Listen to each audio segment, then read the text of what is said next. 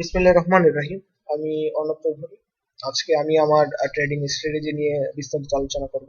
কিভাবে এই স্ট্র্যাটেজি দিয়ে এন্ট্রি নিতে হবে এবং কিভাবে এক্সিট নিতে হবে, এবং সেই সাথে কিভাবে আমরা এই ফরেক্স মার্কেট থেকে ট্রেড করে প্রফিট করব। প্রথমেই বলে রাখি, ফরেক্স মার্কেট খুবই একটা ঝুঁকিপূর্ণ মার্কেট, যেখানে প্রতিদিন গড়ে $4 থেকে $5 ট্রিলিয়ন ইনভেস্ট হয়, ট্রানজাকশন হয়, যার কারণে ভোলাটিলিটি খুব বেশি। সেই ক্ষেত্রে লস হওয়ার সম্ভাবনা খুব বেশি। তাই সবসময় মনে রাখতে হবে, কোনো ধরনের সেভিংস এর টাকা ব্যতীত, অর্থাৎ আপনার কাছে যদি সেভিংস এর কিছু টাকা থাকে, সেহেতু আপনি এটাতে ট্রেড করতে পারেন। অথবা সেভিংস এ যদি কোনো টাকা না থাকে, সেহেতু কারো কাছ থেকে ধার নিয়ে ট্রেড করা যাবে না, কারণ যে কোনো মুহূর্তে আপনি ক্ষতির সম্মুখীন হতে পারেন। আমাদের এই স্ট্র্যাটেজিটা তিনটা ইন্ডিকেটর উপরে বেস করে তৈরি করা।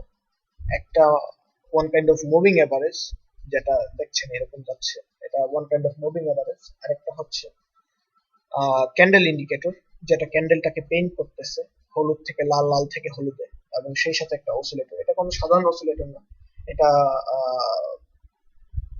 ফিবোনাচ্চি 61.8% এর সাথে সিসিআই কম্বিনেশন করে তৈরি করা। সেহেতু এই ইন্ডিকেটরের কিছু এন্ট্রি এবং এই স্ট্র্যাটেজিতে কিছু এক্সিট এবং এন্ট্রি রুল আছে। সেই এক্সিট এবং এন্ট্রি রুল গুলার উপর ডিপেন্ড করে আমাদের ট্রেড গুলো নিতে হবে। তাহলে আমাদের এন্ট্রি রুলটা হবে, যখন তিনটা ইন্ডিকেটরই একসাথে রেড কালার পেইন্ট হবে, তখনই আমরা এন্ট্রি নেব। অর্থাৎ এখানে এই জায়গাটাতে রেড কালার পেইন্ট করছে, আমরা সেল এন্ট্রি যদি নিয়ে থাকি, তাহলে আমাদের এখানে মোটামুটি 96 পিপসের মতো মুভ করছে, কিন্তু আমাদের স্টপ লস হবে 40 পিপস এবং টেক প্রফিট হবে 50 পিপস। দ্বিতীয়ত, বাই এন্ট্রিটা হবে সেল এন্ট্রির ঠিক বিপরীত, অর্থাৎ আমাদের এন্ট্রি হবে এখানে, টার্গেট হবে 50 পিপস। যদি আমরা এখানে এন্ট্রি নিয়ে থাকি, তাহলে আমাদের অলরেডি টার্গেট হয়ে যাওয়ার কথা। রিভেঞ্জ অ্যাটাক নাম দেওয়ার কারণটা হলো, আমরা বিগত কোনো ট্রেডে যদি এই স্ট্র্যাটেজির উপর বেস করে বিগত কোনো ট্রেডে যদি লস করে থাকি, সেই লসটাকে রিকভার করার জন্য যে এন্ট্রিটা নেব, তার জন্য এর নাম দেওয়া হচ্ছে রিভেঞ্জ অ্যাটাক। যেমন ধরেন এইখানের এন্ট্রিটা, এখানে রেড ক্যান্ডেল ক্রিয়েট করছে এবং সবকিছু perfect as a sale entry হিসাবে। আমরা এন্ট্রি নেওয়ার পর দেখা গেল 8 থেকে 10 পিপস এর মতো মুভ করার পর মার্কেট ব্যাক করলো, অর্থাৎ আমাদের 40 পিপস লস হয়ে গেল। আমরা এখন আর কোনো ধরনের ট্রেড নিব না, কোনো ধরনের এন্ট্রি নিব না, আমরা জাস্ট ওয়েট করব ভালো একটা এন্ট্রি পয়েন্ট। যেহেতু মার্কেটটা খুব তাড়াতাড়ি রিট্রেস করছে, দ্যাট মিন্স মার্কেটটা আবার ব্যাক করার সম্ভাবনা আছে। সেহেতু আমরা একটু ওয়েট করে, যখন ইয়েলো কালারটা ক্রিয়েট হলো, সব দিকেই তিনটা ইন্ডিকেটরে ইয়েলো কালার ক্রিয়েট হলো, সাথে সাথে আমরা কিন্তু একটা বাই এন্ট্রি নিলাম। আমাদের বিগত যে লস হওয়া এন্ট্রিটা আছে, তার দ্বিগুণ পরিমাণ লস। যদি আমরা এখানে বাই নিয়ে থাকি, অর্থাৎ যদি আমরা বাই এন্ট্রি নিয়ে আমাদের আগেরটা ছিল সেল এন্ট্রি, এবার নিলাম বাই এন্ট্রি। বাই এন্ট্রি নেওয়ার পর দেখা গেল যে মোটামুটি মার্কেট 74 পিপস এর মতো মুভ করছে, কিন্তু আমাদের টেক প্রফিট ঠিক আগের মতোই 50 পিপস হবে, অর্থাৎ এখানে আমাদের টেক প্রফিট হিট করছে, অর্থাৎ আমাদের এবার প্রফিট হয়েছে দ্বিগুণ। অর্থাৎ আমাদের আগের 40 পিপস যদি বাদ দিই, তাহলে দ্বিগুণ লট সাইজে যদি নিয়ে থাকি, 0.01 লট সাইজে নিয়ে থাকলে যদি 100 পিপস প্রফিট হয়ে থাকে, 40 পিপস বাদ দিলে আমাদের 60 পিপস এখনো প্রফিট হয়ে গেছে। এই হলো আমাদের entry point, entry system. Exit সিস্টেমটা টিপি বা এসএল হিট করা পর্যন্ত ওয়েট করতে পারেন, অথবা কালার যখন তিনটা ইন্ডিকেটরের মধ্যে থেকে যে কোনো একটা কালার যদি চেঞ্জ হয়, সেহেতু আপনি এক্সিট করতে পারেন। সেফলি ট্রেডিং এর জন্য, সেফলি ওয়েতে ট্রেডিং এর জন্য সবসময় একটা জিনিস খেয়াল রাখা উচিত, সেটা হলো যখনই 25 থেকে 30 পিপস আপনার প্রফিটের দিকে, আপনার এন্ট্রির প্রফিটের দিকে মার্কেট প্রাইস আছে, অর্থাৎ 30 পিপস প্রফিটে আছে, তখন আপনার স্টপ লসটাকে সেট করবেন ঠিক এন্ট্রি পয়েন্টের 2 থেকে 3 পিপস উপরে। অর্থাৎ এখন যদি স্টপ লস হিটও করে, তাহলে আপনার কাছে কিছু অন্তত পক্ষে প্রফিট থাকবে। এটাই হলো ট্রেডিং করার নিয়ম। রিস্ক কখনো নেওয়া যায় না, ট্রেডিং এর ক্ষেত্রে রিস্ক নেওয়া যাবে না, কারণ এটা একটা ব্যবসা। এই ব্যবসাতে যদি আমরা রিস্ক নেবার চেষ্টা করি তাহলে ব্যবসা নষ্ট হয়ে যাবে। সেহেতু আপনি কখনোই চাইবেন না আপনার ব্যবসা নষ্ট হোক। সেই ক্ষেত্রে অবশ্যই অবশ্যই অবশ্যই স্টপ লসটা ব্রেক ইভেনে রাখবেন। এই ইন্ডিকেটর বেসড স্ট্র্যাটেজিটা ব্যবহার করে সাধারণত ইউরো জেপিওয়াই 15 মিনিট থেকে 1 ঘন্টা চার্ট, AUD USD তে 1 আওয়ার চার্ট, AUD JPY তে 15 থেকে 1 ঘন্টার চার্ট, ইউরো ইউএসডি তে 1 আওয়ার চার্ট, জিবিপি ইউএসডি তে 15 থেকে 1 ঘন্টার চার্ট, জিবিপি জেপিওয়াই তে 15 থেকে 1 ঘন্টার চার্ট, ইউএসডি ক্যাডে 1 আওয়ার চার্ট, ইউএসডি জেপিওয়াই তে 1 আওয়ার চার্টে ট্রেড করতে পারবেন। তাছাড়াও অন্যান্য পেয়ার গুলাতেও ট্রেড করতে পারবেন, তবে ওইসব পেয়ারে যেহেতু স্প্রেড খুব বেশি থাকে সেহেতু আমাদের ওইসব পেয়ারে না ট্রেডিং করাটাই ভালো। আর এই কয়েকটা পেয়ার, যে কয়েকটা পেয়ার এখানে দেওয়া আছে, এই কয়েকটা পেয়ার যদি আপনার টার্মিনালে ইনস্টল করা থাকে সেহেতু আপনি প্রতিদিনই 2টা থেকে 3টা এন্ট্রি পাবেন। 2টা থেকে 3টা এন্ট্রি যদি দৈনিক আপনি পেয়েও যান, খুব ভালো ভালো এন্ট্রি গুলা, সেহেতু আপনার দৈনিক প্রফিট থাকবে 150 পিপস, এবং 150 পিপস প্রফিট কিন্তু খারাপ কোনো একটা অ্যামাউন্ট না।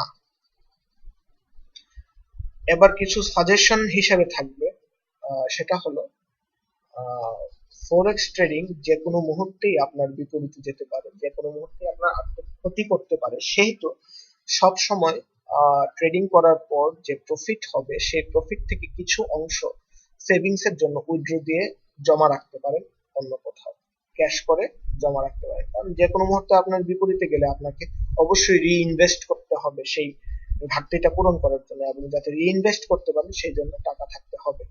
দ্বিতীয়ত, কোনো জায়গা থেকে ধার দেনা করে সেই টাকা দিয়ে ফরেক্স ট্রেডিং করবেন না। ফরেক্স ট্রেডিং ওই ধরনের ধার দেনার টাকা দিয়ে করলে সেটা খুব রিস্ক থাকে, এবং ইন ফিউচারে কোনো ধরনের আন আন মানে আনওয়ান্টেড যদি কোনো ধরনের অ্যাক্সিডেন্ট হয় সেহেতু সেই জিনিসটা কাটিয়ে ওঠা খুব কষ্টকর হবে। তৃতীয়ত, মূলধন কখনো নষ্ট করা যাবে না, মূলধনে হাত দেওয়া যাবে না। প্রফিট নষ্ট হোক কিন্তু মূলধন যাতে নষ্ট না হয়। ব্যবসার মূল কথাই হলো মূলধন নষ্ট হলে সেই ব্যবসা টিকে না। সেহেতু আপনার ইচ্ছা করলে বিগত পুরাতন যে চার্ট গুলো সেগুলো দেখতে পারেন। এই ইন্ডিকেটর বেসড স্ট্র্যাটেজির মাধ্যমে ট্রেড করলে খুব ভালো ফলাফল পাওয়া যায়। আপনার ইচ্ছা করলে পুরাতন চার্ট গ্রাফ গুলো দেখতে পারেন, খুব ভালো ভালো এন্ট্রি পাওয়া যায় এবং ভালো ভালো প্রফিটও করা যায়। এবং সেই সাথে একটা জিনিস খুব ভালো করে লক্ষ্য রাখবেন, রিভেঞ্জ অ্যাটাক করতে যে লোভের বশবর্তী হবেন না। 5 বার, সর্বোচ্চ 5 বার পর্যন্ত লস করবেন, এর বেশি লস করবেন না। অর্থাৎ 0.01 লটে ট্রেড শুরু করলে পরবর্তী যদি এই লটে ট্রেডটি লস হয় তাহলে 0.02 হবে দ্বিতীয় এন্ট্রিটি, তৃতীয় এন্ট্রি হবে 0.08, পরবর্তী এন্ট্রি হবে 0.16।